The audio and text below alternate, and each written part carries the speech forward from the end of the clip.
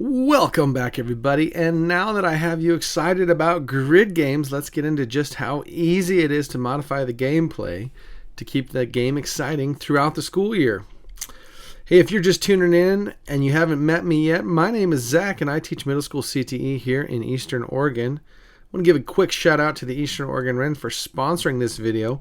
Be sure to check out their website and YouTube channel for more great videos and resources, and eventually there may be a series posted there on that little channel with the videos from this 3-part, maybe more, series about grid games.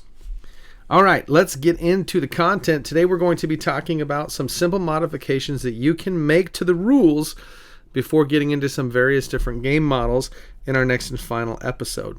Okay, so to refresh, we're starting with a base model of the game where the main goal for every team or individual player, depending on your class setup, is to get 5 game pieces in a row anywhere on the board. Pieces are never removed, they are only added, and there are no limits on where pieces can be placed.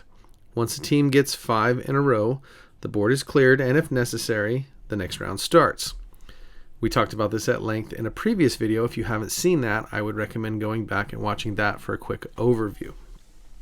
Okay, now let's get into some of the options. One of the first options is, of course, to vary the amount of pieces a correct answer gets. This is a really good way to challenge students to tackle the more difficult questions you may have assigned. They will feel it is worth the effort if they get, say, 2 squares instead of just 1. Another option would be to add some version of a piece removal. We could call this a bomb or something else that makes sense for your class. Maybe cannon fodder if you're in a social studies class, or an infectious disease breakout if you're in a science classroom. Whatever, have some fun with it. These could be random questions that you announce as a teacher to the whole class, and the one team that gets the correct answer first would win the option for this piece removal concept. So this would be like a bonus round type concept, right? In the middle of the game, you just randomly shout out this question to the whole class, and the first team to get the right answer would get this option. An obvious simple modification in addition to this would be to increase and or decrease the length of the required line for a given team. This could be a standard modification you make at the start of the game. Perhaps it takes 6 or 9 in a row to win, whatever makes sense for you depending on how long you want to play the game. It could also be a token that is earned at any point during the game, and a team could change the requirement for an opposing team, causing them to have to get 6 in a row instead of 5, etc. Or on the flip side, maybe they get to shorten their row requirement to 4 instead of 5. This would have drastic impacts on the strategy of the game, and you could really, really have some fun with that. Finally, this last one could be really interesting, and that would be to offer teams the option of a 90-degree token.